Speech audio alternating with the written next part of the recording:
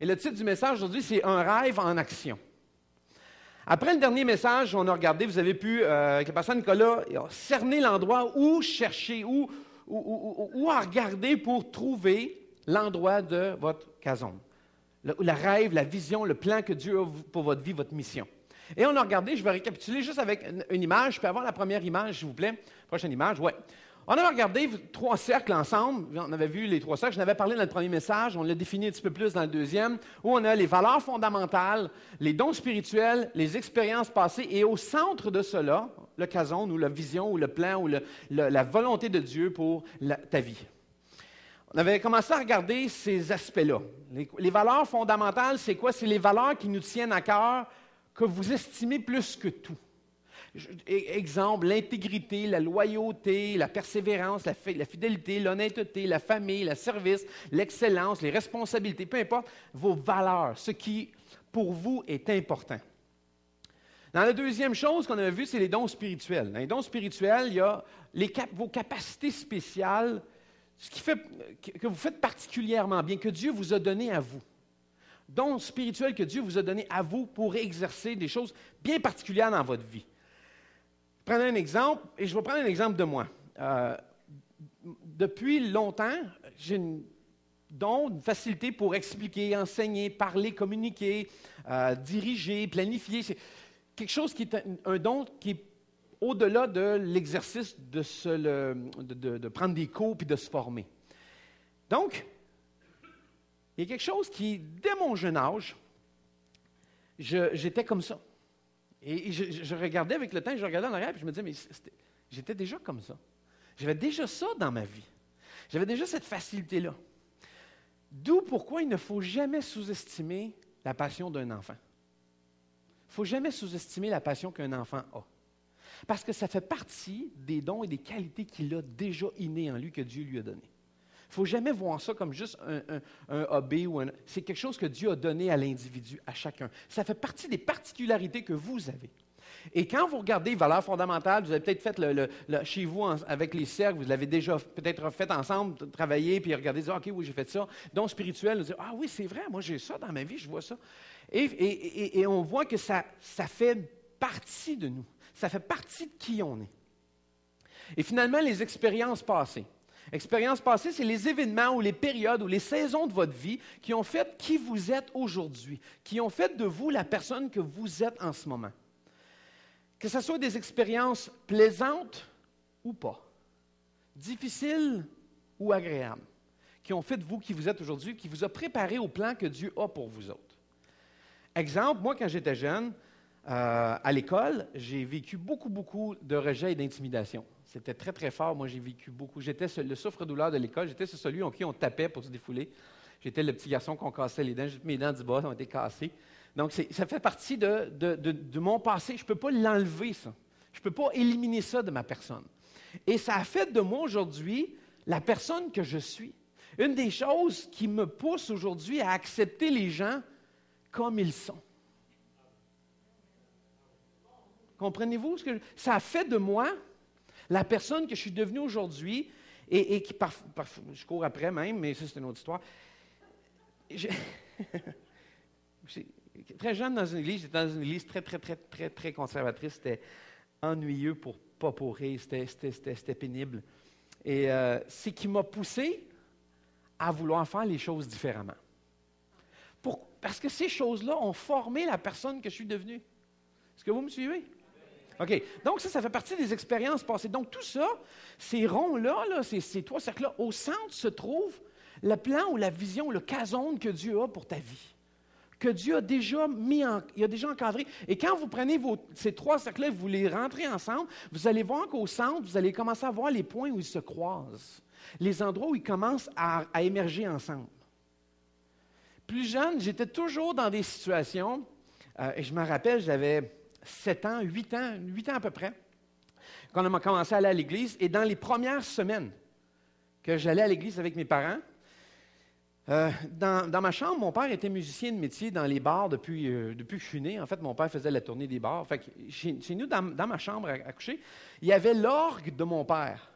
Mais un orgue, là, OK? Pas un clavier, un orgue. À l'époque, c'était immense. Puis il y avait ce qu'on appelle un Leslie. Un Leslie, c'est une grosse boîte, avec un speaker qui tourne dedans, qui faisait wou, wou, wou, wou. OK? Fait que Et j'avais ça dans ma chambre. Et il y avait un beau banc d'orgue à mon père. Et moi, ce que je faisais, j'avais 8 ans, 9 ans, je partais dehors, je mettais des chaises dans ma chambre à coucher, je prenais le banc d'orgue, un peu comme ça, là, puis là, je le mettais debout. Vous savez, comprenez, il vient debout comme ça, là. Et je me mettais une tablette, et j'avais un petit Nouveau Testament, j'allais chercher tous les amis que je pouvais dans les rues, je les invitais à l'église, dans mon église. Et je leur prêchais l'Évangile. J'avais 8 ans, 9 ans. Et je m'en rappelle encore. Mes parents ils m'en parlent toujours de ça. Mais déjà, à l'âge, c'était déjà dans mon cason. Comprenez-vous? Et quand je regarde les expériences passées, et là, je peux voir me dire, je commence à voir le plan que Dieu a pour ma vie. Je le vois. Ce n'est pas quelque chose que je prends au hasard, comme j'ai pris le chiffre 9, comme certains ont trouvé. Ce n'est pas comme ça que je l'ai trouvé. Je ne l'ai pas trouvé en allant au hasard, dire peut-être que c'est ça. Ce n'est pas peut-être que c'est ça. C'est ça. Pourquoi? Parce que tous ces points-là convergent vers un endroit bien spécifique que Dieu a préparé pour moi. Maintenant, votre cason à vous se trouve exactement à l'endroit de ces 3 cercles-là. Moi, je veux diriger avec excellence, je veux servir avec ma famille, puis je veux former d'autres. Ça fait partie de mon cason, ça. Ça fait partie de ma vision, de ce que Dieu a comme plan pour moi. Puis sans le savoir, Dieu avait déjà placé ça. Je ne m'en rendais même pas compte à cette époque-là. Et même plus tard, puis quand j'ai trouvé ce livre-là, je fais « Ah, je comprends. Je viens de comprendre comment mes expériences, mes dons et mes valeurs fondamentales viennent ensemble et former le plan que Dieu avait déjà planifié pour moi. » Maintenant que je parle de moi, mais mon cason à moi, ce n'est pas le vôtre. Vous en avez un pour vous. Parce que le vôtre, il va vous convenir beaucoup mieux que le mien. Parce qu'il est fait pour vous. Il a été fait pour vous. Donc, on va regarder ensemble un passage et on va juste démarrer avec ça. Dans 1 Corinthiens, au 2e chapitre, versets 9 à 14, ça dit ceci. Mais comme le déclare l'Écriture, ce que nul homme n'a jamais vu ni entendu, ce à quoi nul homme n'a jamais pensé, Dieu l'a préparé pour ceux qui l'aiment. Or, c'est à nous que Dieu a révélé ce secret par le Saint-Esprit. En effet, l'Esprit peut tout examiner, même les plans de Dieu, les plus profondément cachés. Dans le cas d'un homme, seul son propre esprit connaît les pensées qui sont en lui. De même, seul l'Esprit de Dieu connaît les pensées de Dieu. Nous n'avons pas reçu, nous, l'esprit de ce monde, mais nous avons reçu l'esprit qui vient de Dieu, afin que nous connaissions, regardez ça, les dons que Dieu nous a accordés. Et nous en parlons non pas avec un langage qu'enseigne la sagesse humaine, mais avec celui qu'enseigne l'Esprit de Dieu. C'est ainsi que nous expliquons des vérités spirituelles à ceux qui ont en eux cet esprit. L'homme qui ne compte que sur ses facultés naturelles est incapable d'accueillir les vérités communiquées par l'Esprit de Dieu. Elles sont une folie pour lui. Il lui est impossible de les comprendre car on ne peut en juger que par l'Esprit. En fait, ce qu'il voulait dire par là, c'est que tant que tu n'es pas né de nouveau et que l'Esprit de Dieu n'est pas venu dans ta vie, tu ne peux pas comprendre ce que Dieu est en train de te demander ou les plans et les dons qu'il a pour toi. Donc, c'est facile. Oh, mais c'est quoi le plan que Dieu a pour ma vie? Il faut premièrement que tu te convertisses et que tu reçoives l'Esprit de Dieu dans ta vie. Parce que tu ne peux pas le comprendre. Sinon, ce n'est pas compréhensible au raisonnement humain naturel. Tu ne peux pas le comprendre. Et comme le texte le dit, c'est une folie. Effectivement, c'est une folie parce que tu dis, mais oui, non, ça n'a pas d'allure, ton enfant. Mais il faut le comprendre par l'Esprit. Trouvez votre cason. La raison pourquoi Dieu t'a créé n'est pas si compliquée et difficile que ça. En fait, c'est pas aussi difficile que de lire dans mes pensées. Je vais vous donner une phrase. Cherche pas des plans à la grandeur de tes forces ou de tes dons. Dieu va te donner les forces et les dons pour le plan qu'il a pour toi. Et faire l'inverse, c'est de diminuer ou de réduire le plan de Dieu. Et je comprends une chose. La difficulté qui se passe ici, mais principalement au Québec, c'est qu'il y a déjà dans la mentalité québécoise une culture ou une façon de dire « arrête de te prendre pour quelqu'un d'autre ». Dieu a des grands rêves pour moi. Pour qui tu te prends pour penser faire des affaires de même? C'est déjà comme dans notre background, dans notre underground, ça fait déjà partie de notre identité ou notre ADN culturel que quelqu'un qui aspire à des grandes choses, il se prend pour quelqu'un d'autre. On a souvent ce complexe-là du « t'es né pour un petit pain ». Et cette mentalité-là est contraire à l'Évangile, est contraire à ce que Dieu donne. Parce qu'en faisant cela, c'est de dire, Dieu, tu ne peux pas faire cela. Tu n'es pas assez puissant, tu n'es pas assez grand, tu ne sais pas tout, tu ne connais pas tout, et ici, ça ne fonctionne pas, Seigneur. Faire ça, c'est de réduire Dieu à la grandeur de tes pensées et de tes forces. Si vous faites ça, c'est une insulte à Dieu. Parce que vous êtes en train de lui dire, finalement, tu n'es pas si bon que ça. Tu n'es pas si fort que ça. Tu n'es pas si puissant que ça. Vous êtes en train de lui dire, l'ennemi, là, il est plus fort que toi. Peut-être que vous ne le réalisez pas. Vous ne dites pas de vos paroles. Mais cette mentalité-là nourrit ça. Et elle va à l'encontre de la foi et de croire le meilleur de ce que Dieu dit. Parce qu'on se dit, mais voyons donc, on est qui pour penser ces affaires-là? Voyons donc, c'est bien au Québec, c'est toujours pareil. Mais oui, mais on va toujours continuer dans la même chose pour la simple et bonne raison, c'est qu'on se dit, c'est pas possible. Vous savez ce qui se passe souvent, les gens qui réussissent, qui se démarquent? Et là, c'est là que devient souvent notre difficulté à suivre le plan de Dieu. C'est que lorsque quelqu'un a des grandes aspirations et qu'on n'y croit pas, non seulement il ne croit pas, mais on court après pour y mettre des bâtons dans les roues. C'est comme on va l'empêcher. Ça ne se peut pas. On va tirer dessus à boulet rouge. En fait, il y a cette mentalité-là, et je peux le dire, je suis québécois. Je ne suis pas en train de parler contre les Québécois, je suis dedans là. Ou si quelqu'un réussit, on ne va pas le féliciter, on va essayer de trouver c'est quoi la faille. On ne va pas dire « Wow, il a réussi, félicitations ». C'est « Il doit être croche pour arriver là ». C'est exact. Non, mais c'est comme ça. Il doit avoir fait quelque chose de croche pour faire ça. On sait bien, il doit avoir des petites passe-passe là-dedans. C'est comme ça qu'on pense. Comme si ce n'était pas possible de se réjouir de ce que quelqu'un d'autre réussisse. On a de la difficulté avec ça. Et quand quelqu'un réussit, on ne cherche pas à valoriser, puis encourager, puis donner une bonne table dans le dos, puis dire hey, « je suis tellement content pour toi », c'est « ah ouais, bravo », mais en arrière, on est prêt à critiquer tout ce que cette personne-là fait. Et après ça, on est stupéfait de faire comme « ici, il ne se passe rien ». Ah non, devine pourquoi. Savez-vous qu'est-ce qui a empêché Jésus de faire des miracles dans certaines villes? Le texte le dit comme ça, leur incrédulité. Ils ne croyaient pas. Et Jésus s'en allait de là. Il disait, vous y croyez pas? Bye. C'est aussi simple que ça.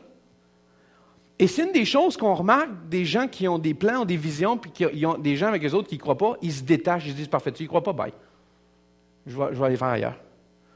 Et combien de grands projets, et là je suis en dehors de mes notes pas à peu près, combien de grands projets on a vu naître de Québécois, mais ailleurs dans le monde? C'en est pathétique. C'est triste à voir. Pour réussir, il faut sortir d'ici. C'est triste. C'est vraiment triste. Et on revient ici. Des gens qui ont du succès reviennent ici. Ah, c'est ça. Il est parti faire de l'argent ailleurs, puis là, il revient, puis il veut nous écœurer, puis il veut nous montrer qu'il a réussi, puis nous autres, on n'a pas réussi, puis c'est ça, ben retourne donc ailleurs. Hey, on est du même peuple. On est supposé d'être ensemble, là. Il se passe la même chose avec les plans que Dieu a pour votre vie. C'est pareil. C'est pareil. Parce que la vérité, c'est un fait que tu n'es pas capable d'accomplir seul ce que Dieu te donne comme rêve et comme vision. Parce que c'est plus grand que toi. Tu vas avoir besoin de la puissance de Dieu pour le faire. Dans Hébreux, au 11e chapitre, le verset 6, ça dit ceci. « Or, personne ne peut plaire à Dieu sans la foi. » Aïe aïe. Vous voulez plaire à Dieu? Oui, mais sans la foi, c'est impossible de plaire à Dieu. Ben, moi, j'y crois pas. Mais ça ne plaît pas à Dieu, ce que tu es en train de dire. Ben là, c'est pas moi qui le dis. C'est le texte qui est là. Or, sans avoir confiance et croire ce que Dieu dit, tu ne peux pas être plaisant à Dieu. Tu n'es pas agréable. Dieu ne trouve pas ça agréable. Savez-vous quoi? On se sent mal quand on commence à comprendre notre négligence ou d'avoir ignoré notre casone ou le plan ou la vision de Dieu pour notre vie, celui que Dieu a juste pour toi. Il faut passer à l'action. Et dans ça, il y a une part de mettre de côté notre orgueil, d'arrêter de juste faire notre tête et de demander notre route. Proverbe 12, 15 dit ceci. Je trouve ça clair. L'imbécile estime toujours qu'il agit correctement. Le sage accepte les conseils. Je trouve ça très clair. Ça a le mérite d'être là. Hein? Et ça vient de l'homme le plus sage qui a vécu sur Terre. Il y a une phrase dans le livre Casone que j'aime beaucoup, beaucoup, beaucoup, et je l'ai mis à l'écran. C'est « Dieu vous aime et les autres ont un merveilleux plan pour votre vie. »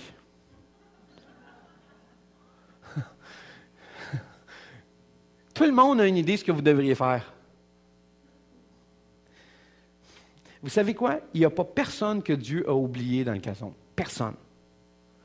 Tous, on a une raison, une mission, une vision, un casone, un rêve que Dieu a planifié juste pour toi. Chacun en a un. Maintenant, voici, je ne veux pas vous prouver ça parce que vous le savez, là. Mais ce que je veux vous parler, c'est qu'il faut faire attention à quelque chose de bien particulier. Oups, c'est pas grave, faites-vous-en pas, c'est juste l'ordinateur qui vient de planter. C'est pas grave, ça va vraiment avec mes notes, vous allez voir. Tout est planifié, tout voulu, non, c'est pas vrai. Maintenant, il faut faire attention à quelque chose. Vous voyez, c'est dans mes notes, il faut faire attention dessus. En fait, au début, je voulais même faire mettre des images à l'écran pour voir si vous alliez suivre l'attention. Qu'est-ce que je vais vous dire? Parce que la vérité, c'est souvent ce qui capte notre attention ailleurs qui nous empêche de bien saisir ce qui est dit au bon endroit. C'est pas des blagues, ce que je vous dis là. C'est vraiment ça, là. Souvent, quelqu'un vous parle et qu'il y a des images qui passent à une télévision ou en quelque part. Ouais. Des capteurs d'attention. Et pendant ce temps-là, vous manquez le vrai. Ce que je veux vous dire aujourd'hui, c'est qu'il faut faire attention aux contrefaçons, aux faux casones, ou ceux qui font comme miroiter ou qui ont de l'air d'être votre plan ou votre vision ou votre objectif, mais qui ne l'est pas en fait. Il va toujours y avoir des gens, et ça, là, peut-être que vous le voyez mal, mais qui sont bien intentionnés, là, qui ont leur idée sur ce que vous devez faire de votre vie. Même avec de bonnes intentions, même s'ils sont bien intentionnés. Et je vais vous montrer un exemple, et c'est exactement ce qu'il a fait dans ce texte-là. Regardez bien entre Pierre et Jésus. Matthieu, au 16e chapitre, versets 21-23. Si vous avez la version YouVersion sur votre appareil, vous allez pouvoir suivre les notes. Mais regardez bien le texte qui dit. Vous avez votre Bible, Matthieu 16, 21-23 dit « À partir de ce moment, Jésus se mit à parler ouvertement à ses disciples en disant « Il faut que j'aille à Jérusalem et que j'y souffre beaucoup de la part des anciens, des chefs, des prêtres et des maîtres de la loi. Je serai mis à mort.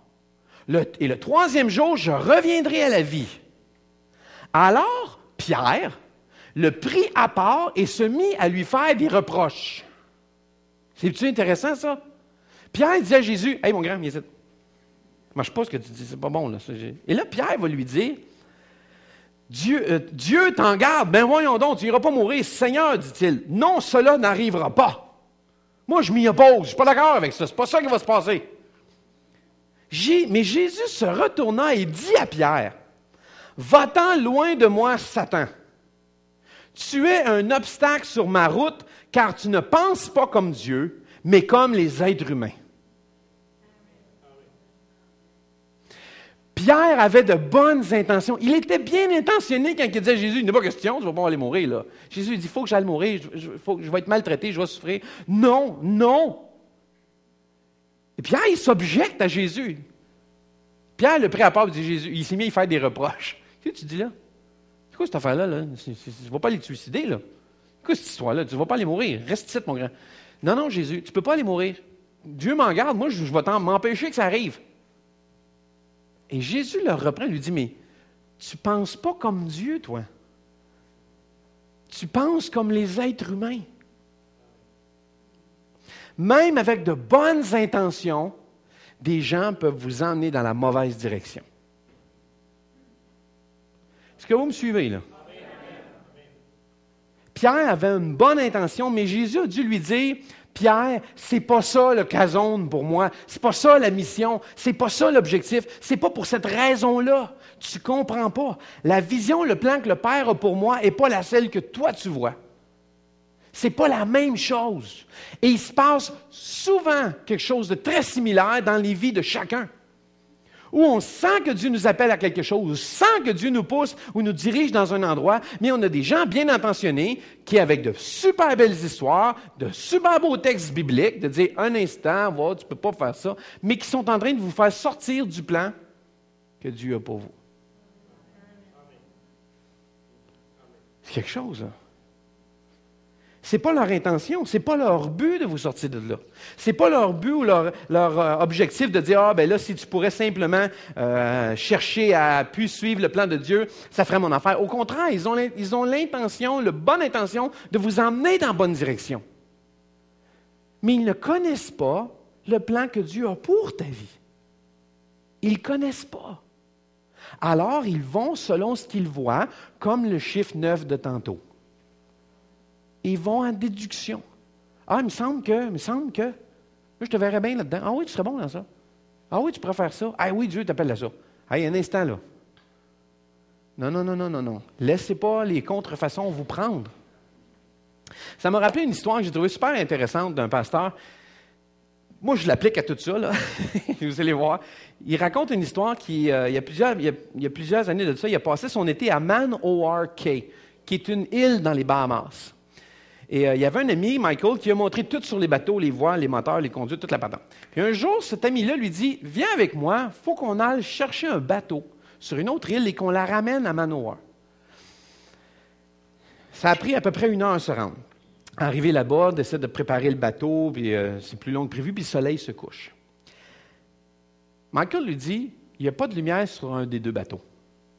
Je vais prendre le bateau qui n'a pas de lumière.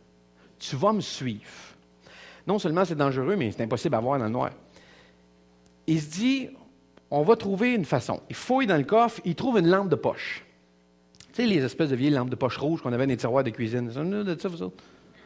Ça traînait, là, on ne savait jamais si les batteries étaient bonnes là-dedans. On se dit, voyons, ça marche-tu, ça?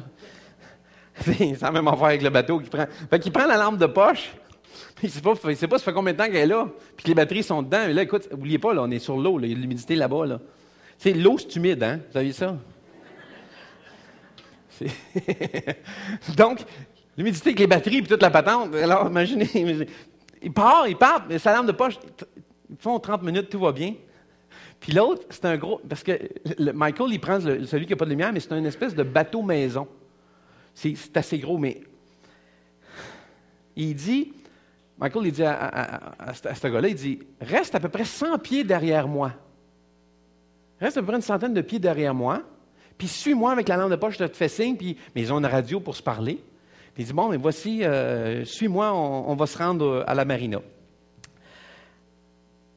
L'avantage qu'ils avaient, c'était de pouvoir se parler par radio, et l'autre avantage, c'est où ils étaient, il n'y avait aucune lumière. Alors, c'était facile de suivre la lumière de la lampe de poche. Quand ils ont commencé à approcher de l'île,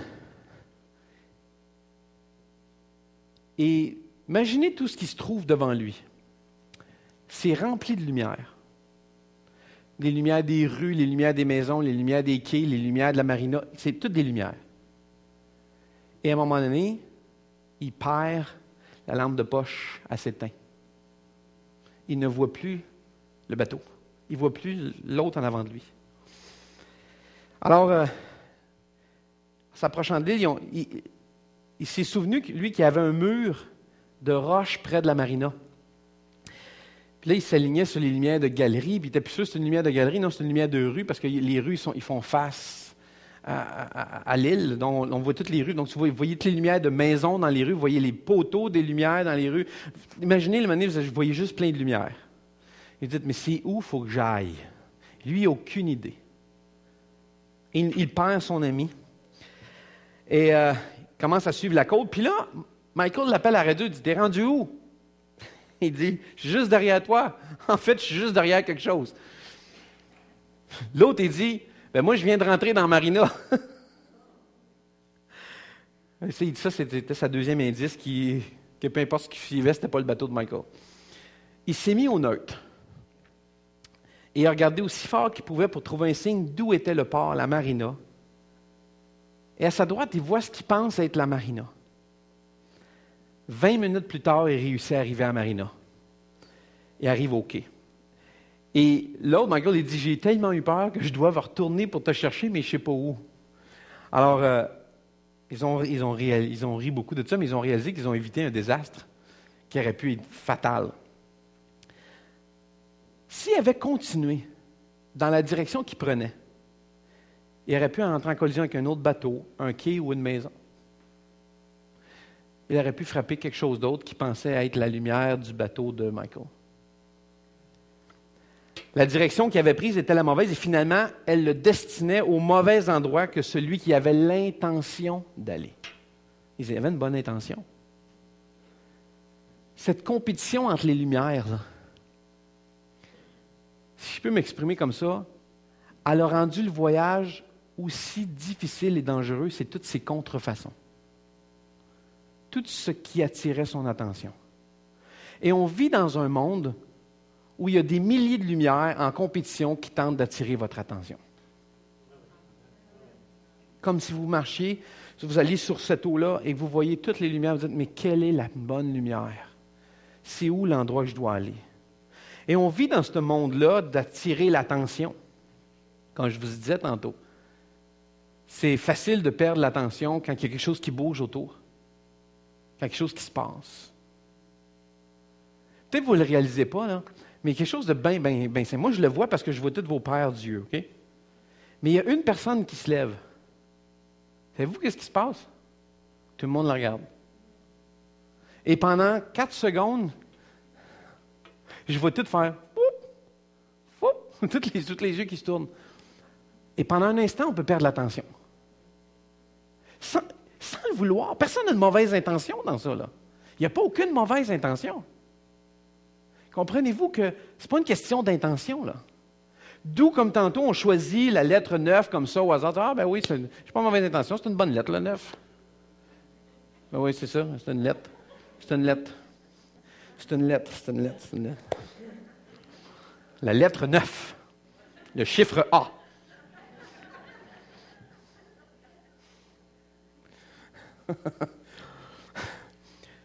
Il y a plein de contrefaçons dans le monde dans lequel on vit. Et si vous ne faites pas attention, vous allez vous laisser emporter par ces contrefaçons-là. Dieu vous aime et tout le monde a un plan pour votre vie. Tout le monde pense ou pense savoir ce qui devrait être le plan de votre vie. La difficulté avec ça, c'est de, comme je disais tantôt, chercher la volonté de Dieu. On fait toujours « Ah, c'est compliqué de chercher la volonté de Dieu. » Vous savez quoi? C'est pas vrai. C'est un mythe, ça. La volonté de Dieu est claire. Premièrement, elle est écrite ici, là, dans un récit. Donc, il y a une partie là, que vous pouvez là, lire, là, le manuel est écrit, toute sa volonté est là-dedans. Okay? Est-ce que Dieu veut ça? Est-ce que ça va en l'encontre de ce qui est écrit? Oui, il ne veut pas. Pas compliqué, ça. C'est facile, ça. Hein? Quel bout vous ne comprenez pas, là? C'est facile, ça, c'est simple. Là. Et souvent, on cherche, oui, mais c'est quoi sa volonté? Est-ce qu'il veut que j'aille dans tel voyage ou tel voyage? Allô? On va récapituler ce que j'ai montré tantôt, les cercles.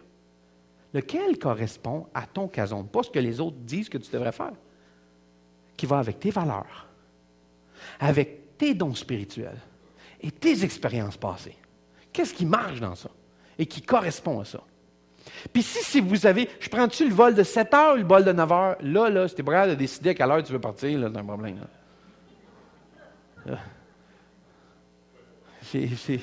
Oui, 2 semaines pas partir. Pas. Il y a plein de contrefaçons. Et on va regarder l'histoire d'un personnage intéressant dans un texte qui s'appelle Paul. Paul a dit quelque chose de super le fun dans Actes, au 20e chapitre. le verset 22 à 24. Et ça dit ceci, on va tout le lire, puis après ça, on va le décortiquer rapidement. « Et maintenant, me voici en route pour Jérusalem. J'y vais parce que l'Esprit m'y pousse irrésistiblement. Mais je n'ai aucune idée de ce qui m'arrivera. Je sais seulement, car le Saint-Esprit m'en avertit de ville en ville, que je dois m'attendre à être emprisonné et à connaître beaucoup de souffrances.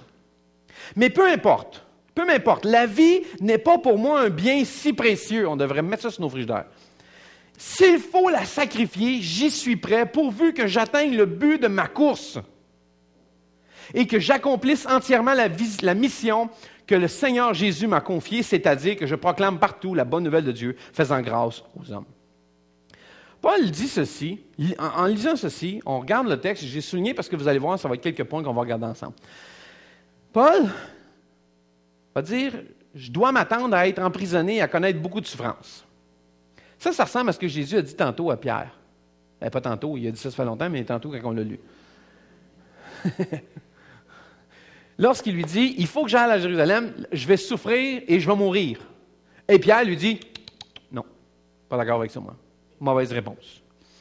Et Jésus lui dit, non, tu ne comprends pas.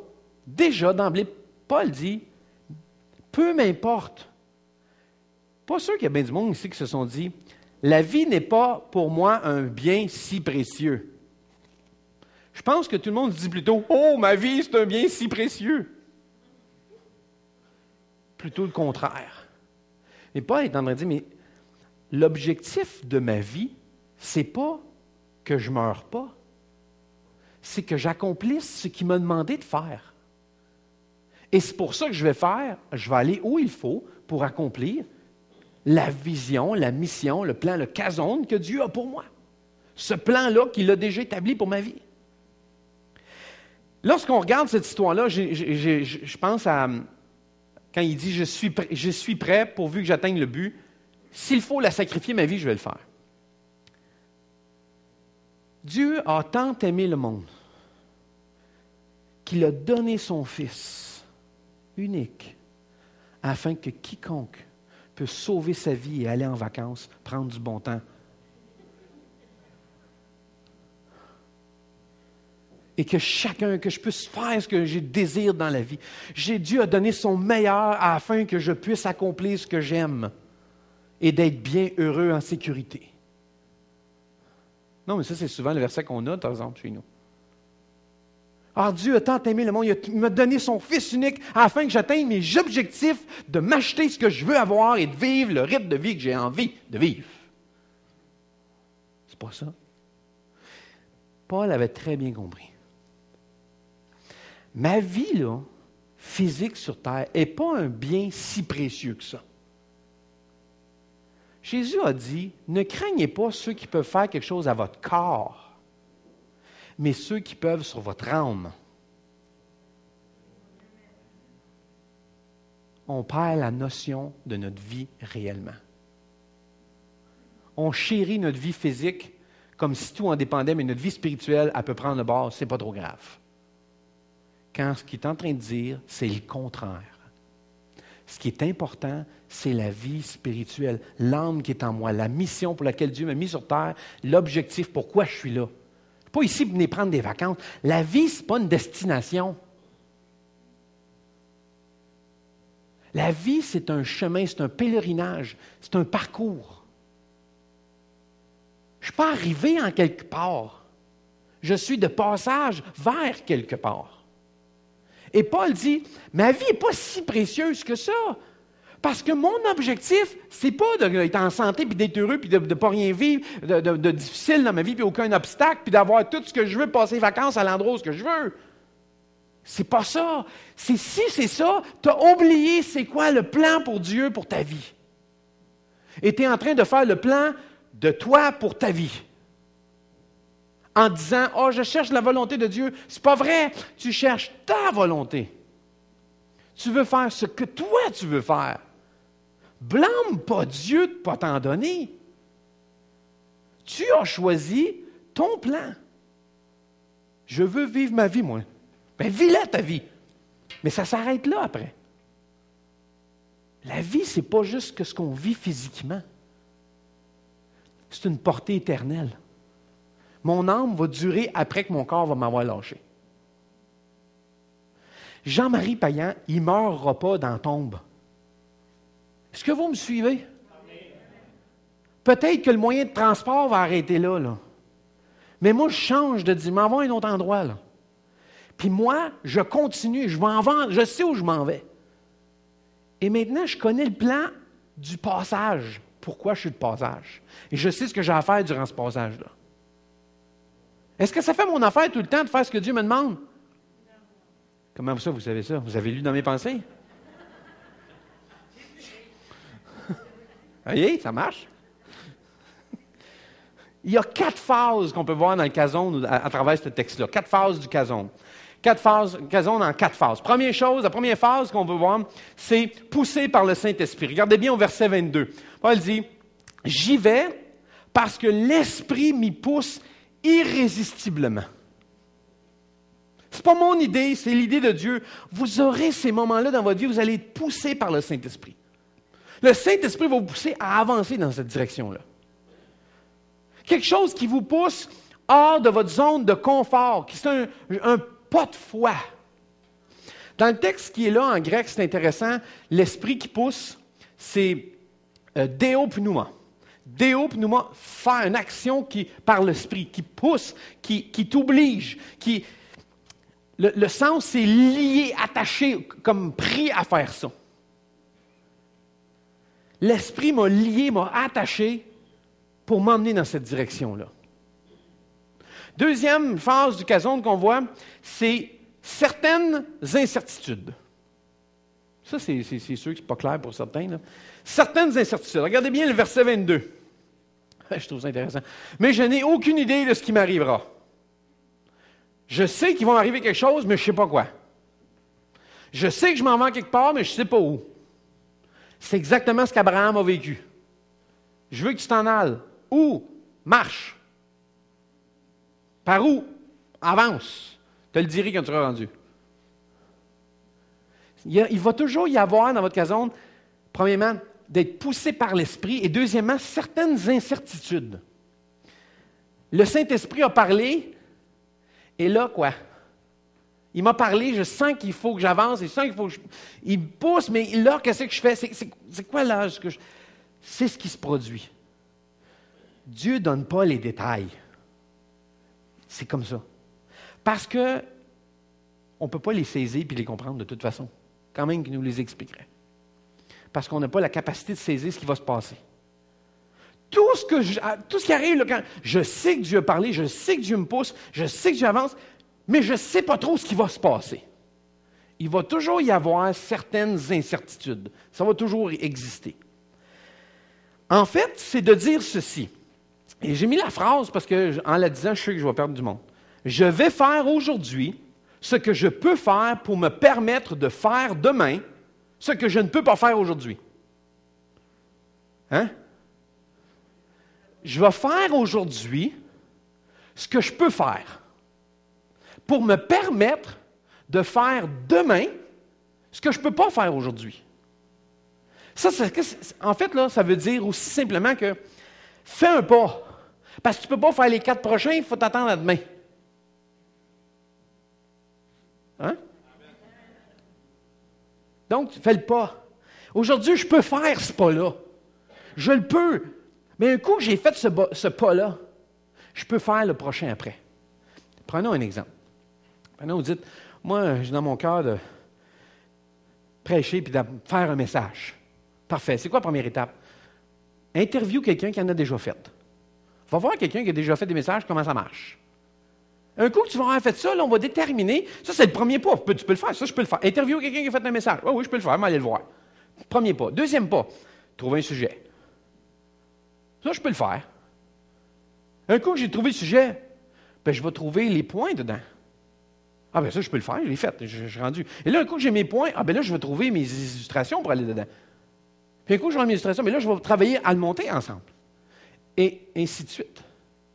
Je vais faire aujourd'hui ce que je peux faire pour que demain, je puisse faire le pas que je ne pouvais pas faire hier. Ça va-tu jusque-là? OK. Donc, faites un inventaire de ce que vous pouvez faire en ce moment. Commencez par le premier pas en avant. Faites le premier. Juste, je peux faire celui-là. Je peux trouver des numéros de téléphone. Oui, je voudrais faire un telle affaire. Je peux trouver des numéros de téléphone. Premier pas, trouver des numéros de téléphone. Oui, je voudrais que je trouve un endroit pour le faire. Trouver un endroit pour le faire.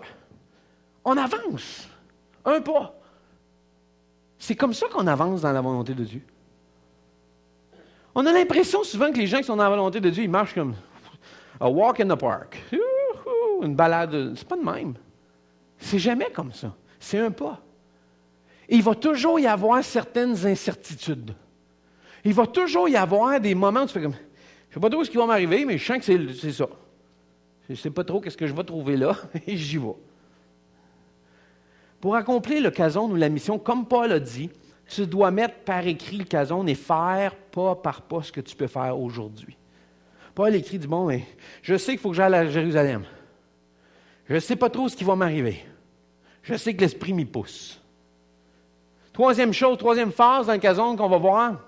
Troisième phase, c'est une résistance prévisible, des résistances prévisibles. Verset 23. J'ai été averti que je dois m'attendre à être emprisonné et connaître beaucoup de souffrances. Vous savez quoi? Dès que vous allez faire un pas, un ennemi va tenter de vous empêcher d'avancer dans votre kazon. Tout le temps, tout le temps, tout le temps. Moïse, qui s'est mis devant lui? Pharaon. Néhémie, quand il est retourné pour faire le plan de Dieu, qu'est-ce qui s'est mis devant lui? Sanballat.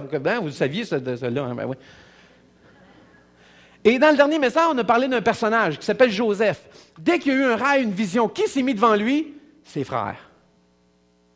À chaque fois que vous avez cette vision-là, il va y avoir une résistance. Lorsque vous recevez le kazon, le rêve, cette mission-là, cette vision de Dieu, tout l'enfer va se déchaîner. Va se déchaîner pour vous apporter une résistance.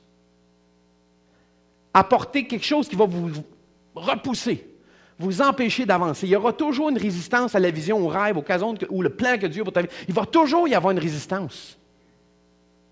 Tout le temps, la résistance va exister.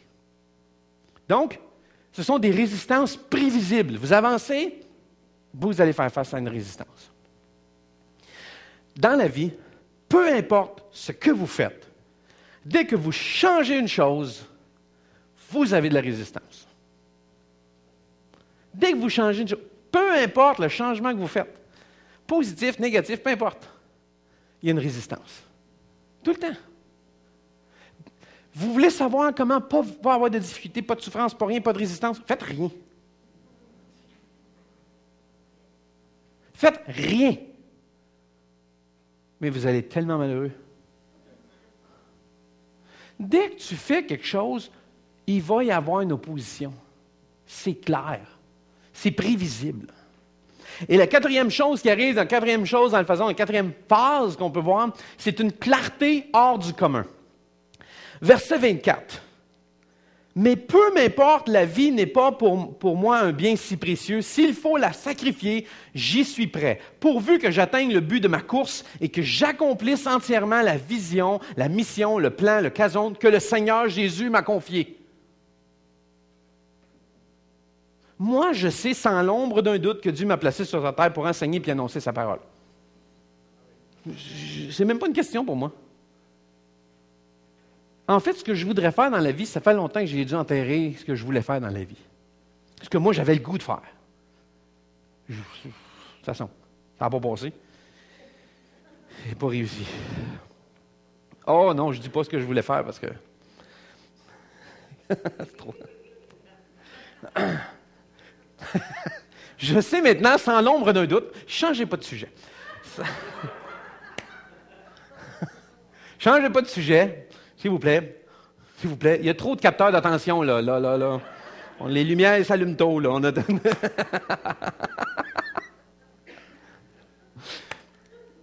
Je sais que Dieu m'a mis, c'est quoi, sans l'ombre d'un doute, pour former, expliquer, transmettre ce que j'ai appris. Dieu m'a donné ça.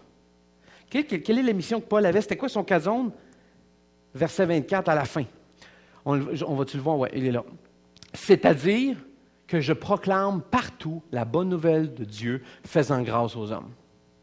C'est clair pour lui. Il a une clarté hors du commun. C'est évident, c'est sans équivoque.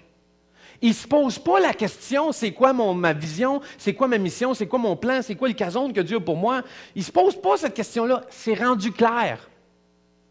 Savez-vous pourquoi? Parce que si on prenait les petits ronds de tantôt, là, des fois ils peuvent être gros, dépendamment sur quelle feuille vous les mettez. C'était une blague ce bout-là. Si vous prenez ces ronds-là et qu'on mettait les histoires de Paul dedans, qu'on mettait ses valeurs, les valeurs d'intégrité, de service, d'implication, de loyauté, et qu'on voyait ses dons spirituels. Si vous connaissez un peu le parcours de Paul, Paul, il l'a appris au pied de Gamaliel. Là, je ne veux pas vous perdre. Là. Gamaliel était reconnu comme étant un des grands pharisiens extraordinaires de l'époque.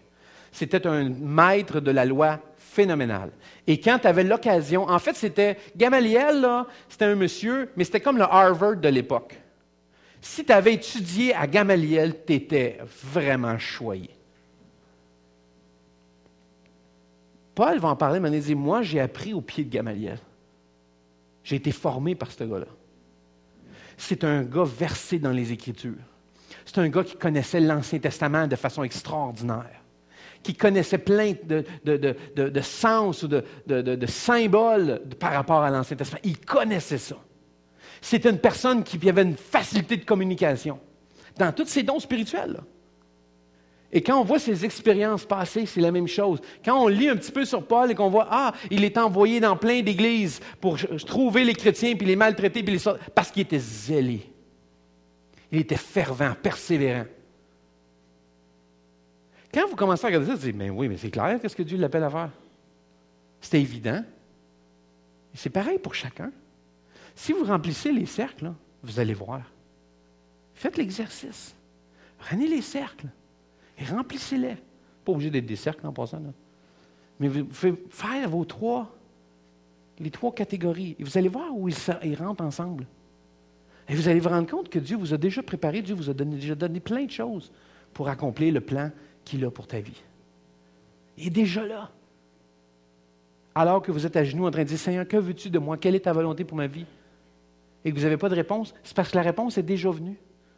Elle est déjà là. Paul, il avait une clarté hors du commun. C'était clair, c'est-à-dire que je proclame partout la bonne nouvelle de Dieu faisant grâce aux hommes. C'était facile pour lui. Il dit, ouais, mais c'est facile, c'est Paul. J'aurais aimé vous voir à sa place. Non? C'est facile quand on voit par après quelqu'un qui dire, mais oui, pour toi, ou comme on dit, c'est facile, pasteur, tu prêches en avant, c'est facile de dire ça. Non, c'est pas facile. C'est pas de même que ça fonctionne. C'est qu'à un moment donné, il y a cette rétroaction-là de dire, OK, je regarde en arrière, quelles sont les choses que Dieu a placées déjà en moi? Qu'est-ce qui est déjà là?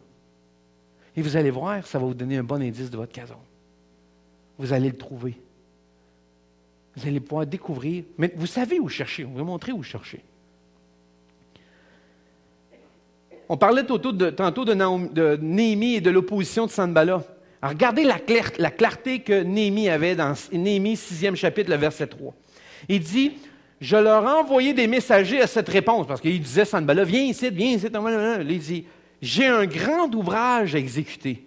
Je ne puis descendre. Le travail serait interrompu pendant que je quitterais pour aller vers vous. Il est en train de leur dire, vous êtes en train de me distraire de mon casone, de ma mission. Vous êtes en train... Non, je n'irai pas vers vous. Il leur a envoyé un message, non, je ne vais pas. Premièrement, je suis conscient du grand ouvrage que j'ai à faire ici. Et deuxièmement, si je faisais ça, si j'irais voir, je serais en train d'arrêter le travail que je suis supposé de faire. C'était clair pour lui quoi pas faire. Et avec le temps, à un moment donné, on réalise que, je sais les choses que Dieu m'appelle à faire. Et des fois, je reçois des téléphones ou des courriels, des gens qui disent, j'arrêtais le projet, telle affaire. Non, merci, je ne suis pas intéressé vraiment à ce projet-là. C'est pas parce que je ne le trouve pas bon, le projet. C'est super bon, mais ce n'est pas pour moi.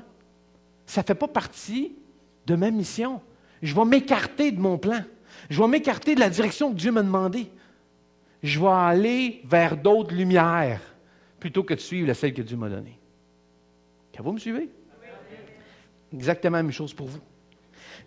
En fait, et Néhémie et Paul Et je sais pourquoi je suis là. C'est toute une affirmation de dire ça, là. Je le sais pourquoi je suis là. Je t'ai invité Olivier à venir. C'est trop facile de se laisser distraire par toutes sortes de contrefaçons dans notre vie, toutes sortes de contrefaçons de ton cason, de ton plan. C'est facile de se laisser distraire parce qu'il y a plein de lumière en compétition. Il y a plein de capteurs d'attention dans nos vies. Et même ceux qui ont de bonnes intentions. Ah, j'ai une bonne idée, j'ai une bonne intention, on pourrait faire ça. Mais c'est peut-être pas le bon plan. Il y a déjà plusieurs années, je vous dis souvent quelque chose que j'ai toujours trouvé le plus difficile dans la vie chrétienne, c'est de savoir ce qui est bien de ce qui est mieux.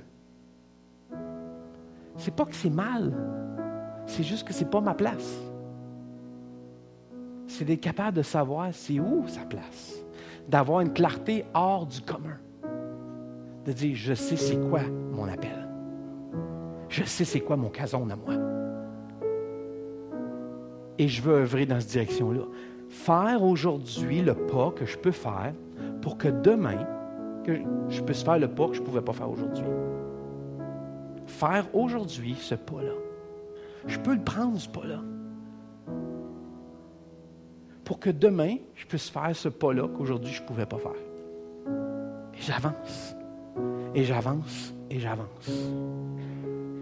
Paul, dans plein de voyages missionnaires qu'on lit dans le Nouveau Testament, on voit souvent partir, j'ai ce rêve-là, j'ai cette mission-là, j'ai ça à cœur, j'ai ce plan-là. Il savait que dans son plan, qui était que je proclame la bonne nouvelle de Dieu, lui, c'est comme partout. Sauf qu'à un moment donné, il s'est rendu compte que l'Esprit le dirigeait à des endroits plus qu'à d'autres. Il dit non, c'est pas cet endroit-là que je veux que tu ailles, c'est cet endroit-là. Et c'est pour ça qu'à chaque pas, on écoute ce que le Saint-Esprit dit. Oui, j'avance dans ta direction, mais est-ce que c'est toujours le bon chemin, ça? Je sais que c'est mon plan. Mais est-ce que c'est une bonne chose? Je pourrais accepter toutes les invitations d'aller prêcher dans plein d'églises. Je pourrais, mais je ne serais pas ici. Et je serais hors du plan pour moi. Est-ce que c'est une bonne chose? Ben oui, c'est une bonne chose. Est-ce que c'est proclamer l'Évangile? Ben oui, c'est proclamer l'Évangile. Est-ce que c'est former puis enseigner? Ben oui, c'est former puis enseigner. Mais il faut que je sache c'est quoi mon cason à moi.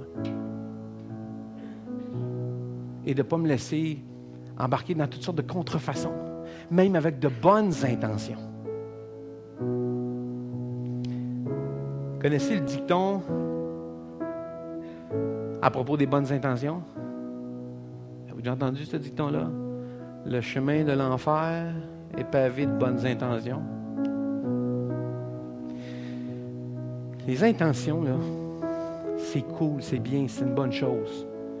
Ils sont souvent de mauvais indicateurs. Ce que je veux dire par là, c'est que ça ne nous fait pas bouger des intentions. Moi, j'ai l'intention d'aller faire un voyage en Europe. Mais tant que je ne fais pas un pas, puis que je ne planifie pas, puis que je n'organise pas, ça reste des intentions. Si j'oublie la fête de ma femme, mais que j'avais l'intention de lui souhaiter bonne fête puis d'y acheter un cadeau, les intentions ne feront pas de job. Le chemin du divan est pavé de plein de bonnes intentions.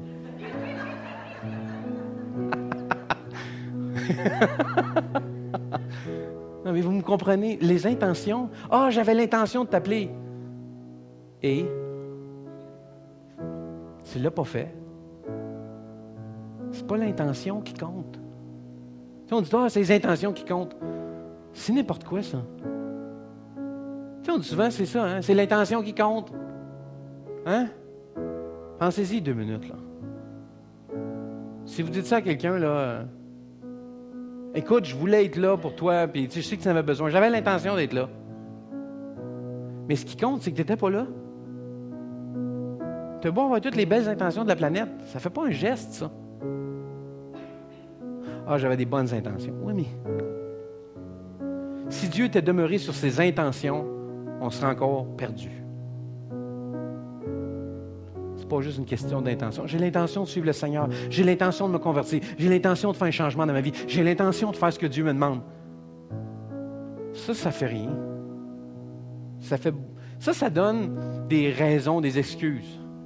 Ah oui, j'ai vraiment l'intention, là, je vais mettre ma vie en règle, puis j'ai vraiment l'intention avec ma famille, puis j'ai vraiment l'intention avec mon couple, puis j'ai vraiment l'intention dans mon ministère. Puis... Ah ouais, super, bravo. C'est quoi le premier pas, donc? C'est quoi que tu fais? C'est quoi le geste, le premier pas que tu peux faire aujourd'hui pour te permettre demain de faire le pas que tu ne peux pas faire aujourd'hui? J'ai dit, c'est facile de se laisser distraire, comme mon histoire de bateau et de lumière tantôt. Vous savez, le monde nous bombarde de contrefaçons, de casonnes pour votre vie. Les entreprises, la publicité, l'Internet, les panneaux, les affichages, les magazines, les journaux, la radio, la télévision, le cinéma nous envoient des signaux vous disant quel genre de comportement vous devriez avoir et comment vous devriez être. Et c'est comme si on vous envoyait le signe. Voici ce qui est acceptable ou pas. Mais le casone que Dieu a pour ta vie implique des standards de vie beaucoup plus élevés que ça.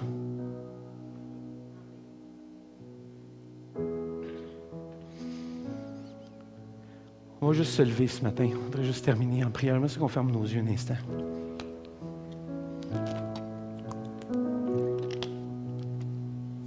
Alléluia.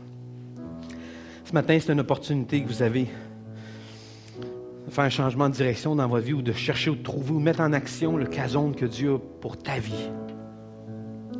Et ce matin, je vais juste prendre un moment alors que les yeux sont fermés. Si ce matin, vous vous dites, j'aurais besoin de prière pour trouver mon casone, c'est difficile pour moi, je ne comprends pas trop, j'aimerais que Dieu m'éclaire plus, ou vous avez besoin de prière pour peut-être le mettre en action, de mettre un pas devant vous, d'aller de l'avant. Bien, ce matin, alors que ce message dit, voici, passons du rêve à l'action. Un rêve en action.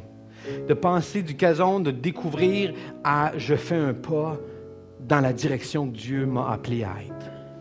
Et ce matin, vous vous dites, Seigneur, j'aurais besoin de prière pour mettre ça en action dans ma vie. Si c'est votre cas ce matin, juste levez la main. J'aimerais ça prier pour vous ce matin. Alléluia. Merci pour les mains qui sont levées. Oui. Alléluia. Ce matin, avant que je prie pour vous, je vais vous permettre de faire un véritable pas ce matin. Vous voulez faire un pas pour votre casone, votre plan, votre vision, d'accomplir la volonté de Dieu pour ta vie. Et tu dis, je ne sais pas c'est où le premier pas à prendre. Ce matin, je t'invite à prendre un pas et de venir juste ici en avant. Juste de sortir de ton banc et de venir en avant et de dire, je prends ce premier pas. Seigneur, je sens le Saint-Esprit qui me pousse. Je sens que je dois avancer. J'ai certaines incertitudes. Il y a certaines choses que je m'attends, que je sais qui vont se passer, mais je veux cette clarté-là de mettre le rêve, la vision, le casone en action ce matin. Et je vous invite juste à prendre ce premier pas dans ce lieu. Juste de dire, je prends ce premier pas avant d'aller plus loin. Je prends ce pas ce matin devant le Seigneur. Juste vous inviter à venir ici en avant. Je veux prier avec vous autres ce matin. Alléluia. Père, tu vois toutes ces personnes, Jésus, qui ont avancé, qui ont pris un pas, qui ont pris le pas de sortir de leur banc et de simplement venir en avant en disant, Père, je veux mettre ce rêve en action. Je ne veux pas arrêter au statu quo. Je ne veux pas rester sur des intentions. Je ne veux pas simplement avoir l'intention de faire quelque chose, mais je veux mettre ça en action, Seigneur, ce matin. Je te prie pour toutes ces personnes qui se sont avancées. Toutes ces personnes, Seigneur, qui sont venues ici avec ce pas en disant, voici, regarde mon pas, Seigneur. Ce n'est pas qu'une intention, mais je te montre que je fais un geste, que j'avance, que je mets en action ce que tu me demandes de faire, d'aller dans la direction que tu me demandes d'aller. Et je te prie, Seigneur, pour ce courage ce matin, de ces personnes qui se sont avancées. Avancées en prenant ce pas en disant, mais le pas que je peux faire, c'est celui-là, Seigneur. Et je te remercie ce matin, Seigneur, pour leur courage, leur honnêteté, Seigneur, et leur désir qui ne demeure pas une intention, mais devenir des gestes concrets dans leur vie.